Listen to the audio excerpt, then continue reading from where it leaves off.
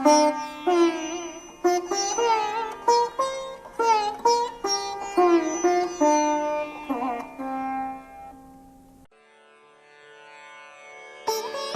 प्रथमोऽध्यायः।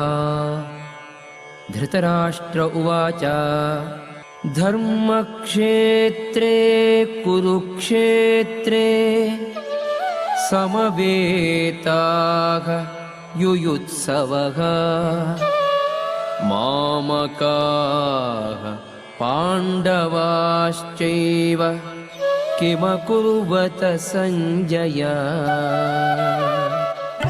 Dhritarashtra said, O Sanjaya, after my sons and the sons of Pandu assembled in the place of pilgrimage at Kurukshetra, desiring to fight, what did they do? पाञ्चजन्यं हृषीकेशो देवदत्तं धनञ्जयः पौण्ड्रं दद्मौ महाशङ्खं भीमकर्मा वृकोदरः। Lord Krishna blew his conch shell called Panchajanya. Arjuna blew his, the Devadatta. And Bhima, the voracious eater and performer of Herculean tasks, blew his terrific conch shell called Poundra. Ananta Vijayam Raja Kunti Putro Yudhishthiraha Nakulaha Sahadevascha Sughosha Mani Pushpakau. King Yudhishthira, the son of Kunti, blew his conch shell the Ananta Vijaya, and Nakula and Sahadeva blew the Sughosha and Mani Pushpaka. Shri Bhagavan Vacha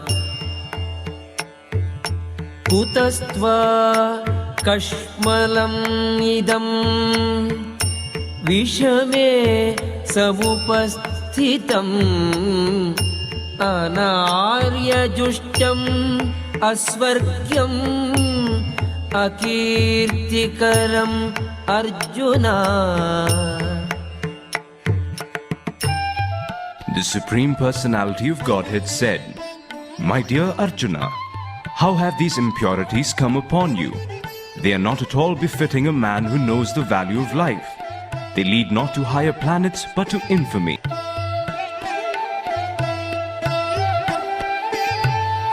Shri Bhagavan Vacha Ashocyananvashocastvam Prajnavadamscha Bhashase Gatasun Agatasumscha Nanushocanti Panditaha. The Supreme Personality of Godhead said, While speaking learned words, you are mourning for what is not worthy of grief. Those who are wise lament neither for the living nor for the dead.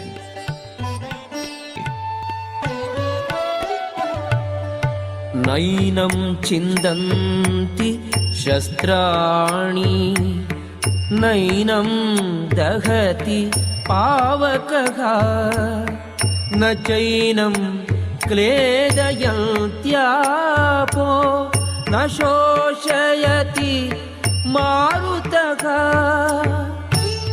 The soul can never be cut to pieces by any weapon, nor burnt by fire, nor moistened by water, nor withered by the wind.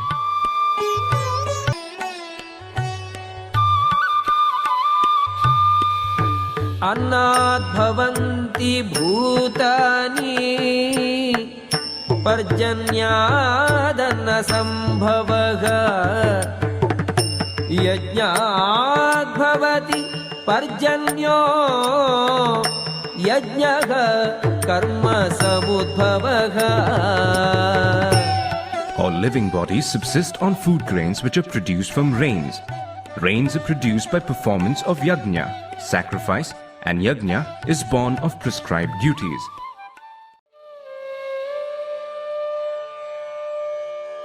Indriyani paranyahuh Indriyebhyah param manah Manasastu para buddhihi यो बुद्धेः परतस्तु सः. The working senses are superior to dull matter. Mind is higher than the senses. Intelligence is still higher than the mind, and he, the soul, is even higher than the intelligence. Shri Bhagavanuvacha imam vivasvate yogam proktavan agamam vivasva manave praga manuho ikshvakave praveet. The personality of Godhead, Lord Shri Krishna, said, I instructed this imperishable science of yoga to the sun god, Vivaswan, and Vivaswan instructed it to Manu, the father of mankind, and Manu in turn instructed it to Ikshvaku. Janma karma cha me divyam evam yo veti tattvataha tyaktva deham punarjanma naiti mameti sorjuna. One who knows the transcendental nature of my appearance and activities does not, upon leaving the body, take his birth again in this material world, but attains my eternal abode, O Arjuna.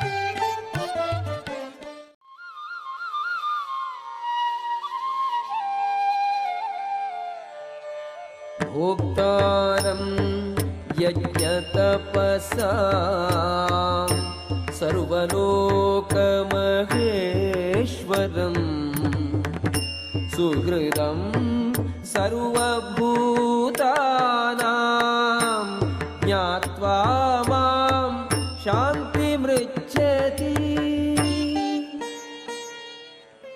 A person in full consciousness of me, knowing me to be the ultimate beneficiary of all sacrifices and austerities, the supreme lord of all planets and demigods, and the benefactor and well-wisher of all living entities, attains peace from the pangs of material miseries. Yoginamapi sarvesha madgatenantaratmana Shraddhavan bhajate yo mam same yuktatamo mataha. And of all yogis, the one with great faith who always abides in me, thinks of me within himself and renders transcendental loving service to me. He is the most intimately united with me in yoga and is the highest of all. That is my opinion. Yetadyonini bhutani sarvani tyupadharaya aham krishnasya jagataha prabhavaha pralayaha tatha. All created beings have their source in these two natures. Of all that is material and all that is spiritual in this world, know for certain that I am both the origin and the dissolution. Daivi Shesha Gunamayi Mama Maya Duratyaya Mameva Ye Prapadyante Mayam Yetam Taranti Te.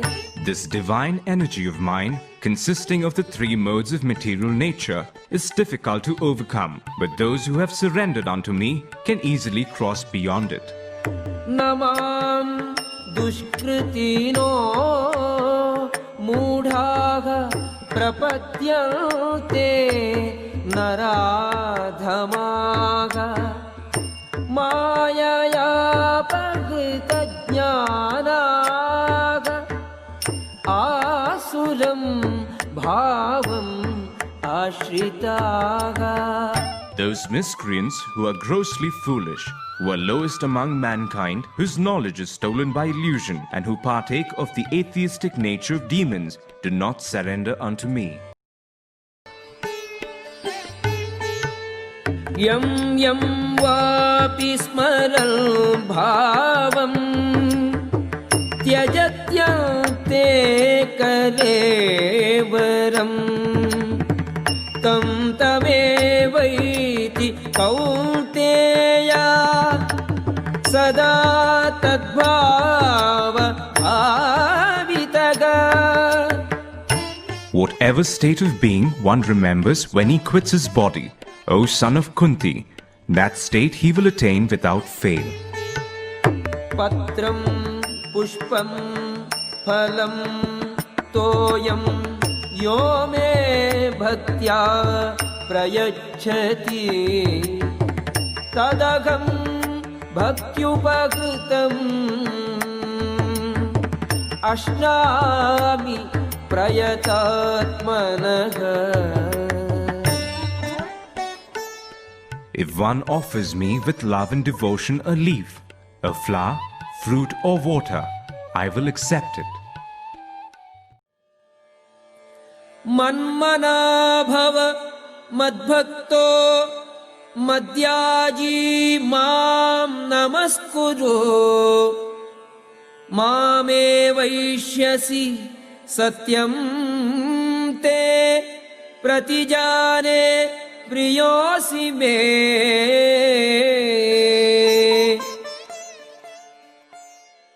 Always think of me, become my devotee, worship me and offer your homage unto me. Thus you will come to me without fail. I promise you this because you are my very dear friend. सर्वधर्मान् परित्यज्य मामेकं शरणं व्रज अहं त्वा सर्वपापेभ्यो मोक्षयिष्यामि मा शुचः. Abandon all varieties of religion and just surrender unto me. I shall deliver you from all sinful reactions. Do not fear. Arjuna उवाच नष्टो मोहः स्मृतिर्लब्धा त्वत्प्रसादात् मयाच्युत स्थितोऽस्मि गतसन्देहः करिष्ये वचनं तव.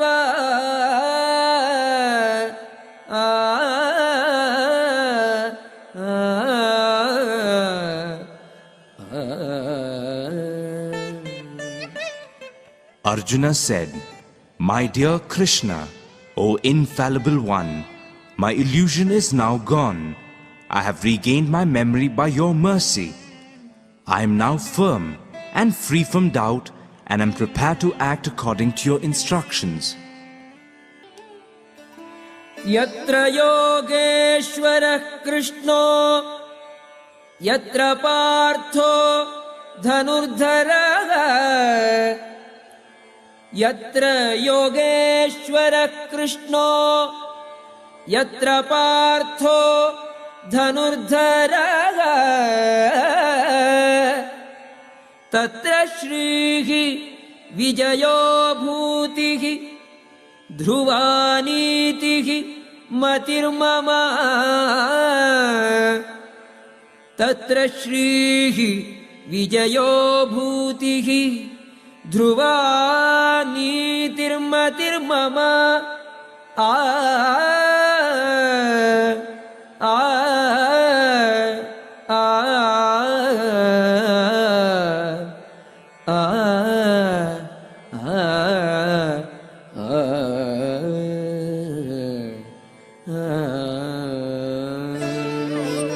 Wherever there is Krishna, the master of all mystics, and wherever there is Arjuna, the supreme archer, there will also certainly be opulence, victory, extraordinary power and morality.